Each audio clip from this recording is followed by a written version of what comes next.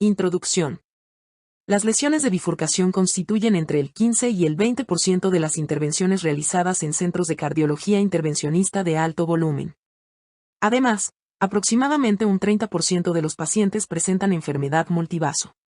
A pesar del creciente interés en esta técnica compleja, y de los avances tecnológicos que han permitido el desarrollo de nuevos stents farmacoactivos y específicos para bifurcaciones, la angioplastía en estas situaciones sigue siendo uno de los procedimientos más desafiantes en la cardiología intervencionista. Esto se traduce en una tasa de éxito menor y un incremento en los eventos cardíacos adversos a largo plazo.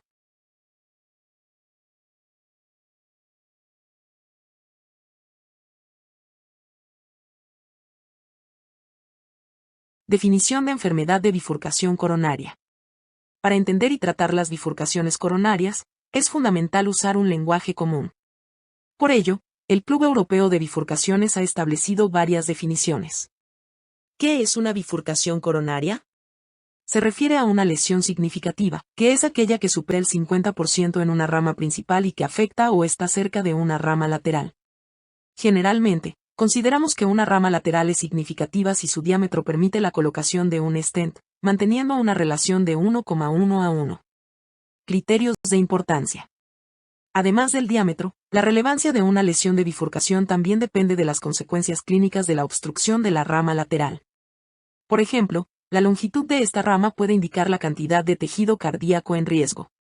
Tipos de bifurcaciones. Bifurcación verdadera. Diámetro de la rama lateral igual o mayor a 2 a 2,5 milímetros. Bifurcación no verdadera. Diámetro menor a 2 milímetros. Es importante mencionar que estos valores absolutos no consideran el flujo sanguíneo relativo en ambas ramas, lo cual es crucial para la evaluación. Ejemplo práctico. Imaginemos una bifurcación con un diámetro de 3 milímetros en la parte proximal de la rama principal, 2,4 milímetros en la parte distal y 2 milímetros en la rama lateral. Aunque esta última podría parecer un vaso pequeño, contribuye con el 40% del flujo total de la parte proximal de 3 milímetros así. La pérdida de esta rama lateral podría afectar negativamente al paciente. Evaluación funcional. Para determinar la importancia de una rama lateral durante la intervención, debemos considerar no solo su diámetro, sino también los diámetros de la rama madre y de la parte proximal de la rama principal. Estos factores influyen en la distribución del flujo sanguíneo y en la cantidad de tejido cardíaco en riesgo. Definición práctica.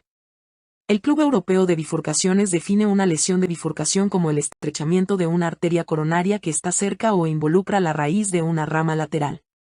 Además, se considera significativa una rama lateral que no se desea perder, teniendo en cuenta factores como los síntomas del paciente, la ubicación de la isquemia y la circulación colateral.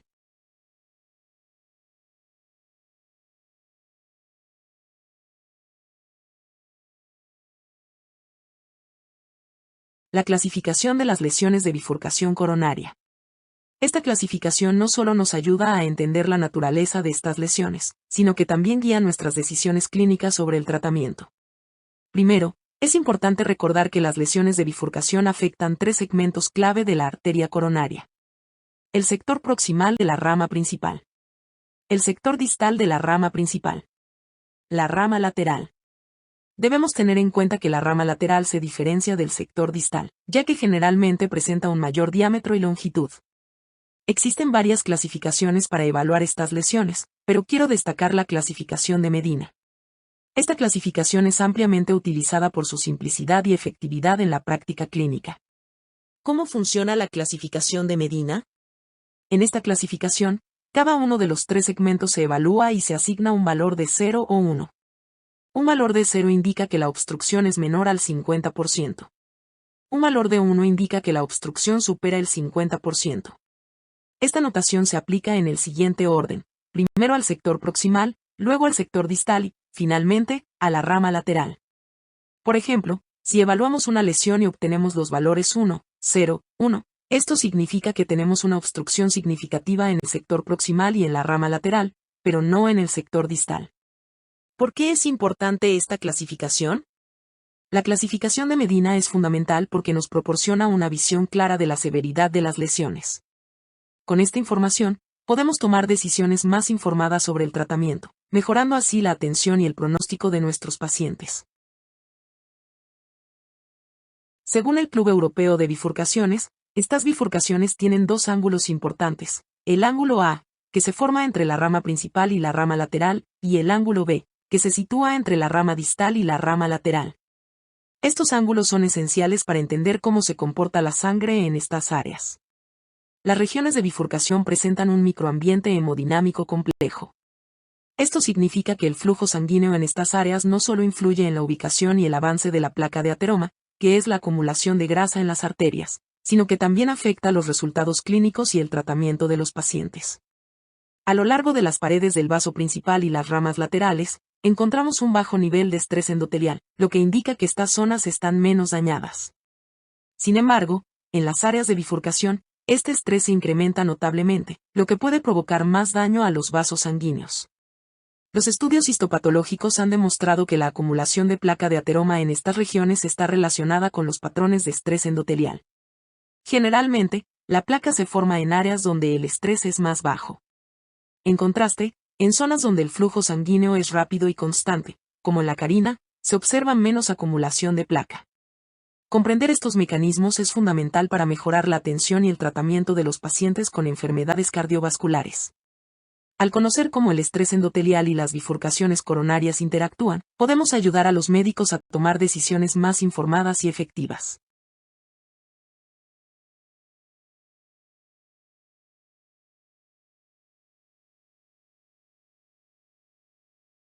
Tratamiento de la bifurcación coronaria. El tratamiento de las bifurcaciones coronarias es un desafío debido a la variedad en su anatomía. Factores como la carga de placa, la ubicación, el ángulo entre las ramas, el diámetro de estas y el sitio de bifurcación, todos juegan un papel importante. Además, durante el procedimiento, pueden ocurrir cambios dinámicos, como el desplazamiento de placa y la disección coronaria.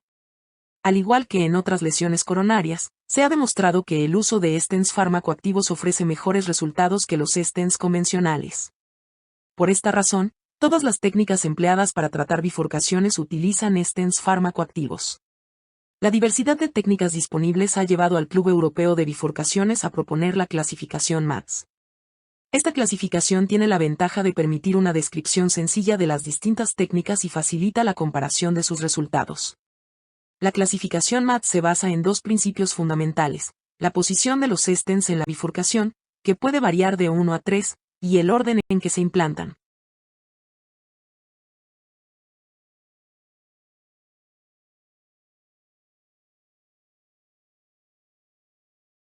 Estrategias de tratamiento en bifurcaciones coronarias según MATS. La clasificación MATS identifica 4 estrategias principales para tratar las bifurcaciones coronarias. Estrategia M. MAIN se coloca un stent en la parte proximal de la rama principal. Estrategia A. Across el primer stent se inserta en la rama principal, atravesando la rama lateral. Estrategia D. Double se utilizan 1 o 2 stents, que se colocan con 1 o 2 guías, sin cruzar los soportes de los stents ya instalados. Estrategia S. Side el primer stent se coloca en la rama lateral, pudiendo sobresalir hacia la rama principal. Después de colocar el stent inicial, se pueden añadir más stents usando diferentes técnicas. Es importante destacar que la clasificación MATS no describe las maniobras para proteger la rama lateral, como el uso de guías o balones, ni las técnicas para aplastar el stent en la rama lateral, como el kissing, balloon crush o double kissing crush. Además de estas estrategias principales, también existen estrategias invertidas que ofrecen opciones alternativas en el tratamiento.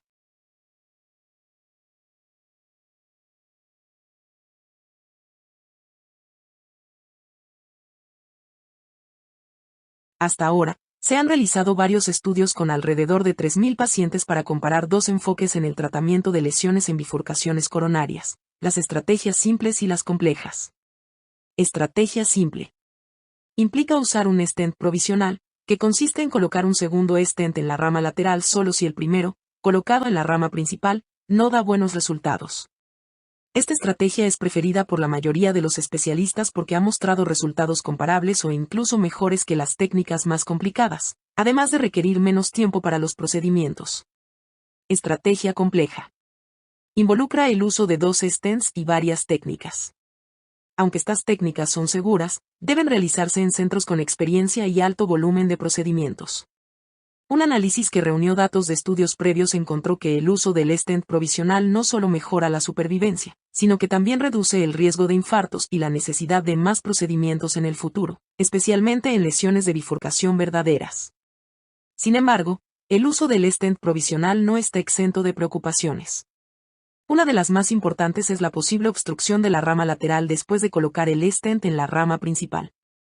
Esto puede suceder por el desplazamiento de una parte del stent o por usar un stent demasiado grande. Otros factores como los ángulos muy cerrados entre las ramas también pueden contribuir a este problema.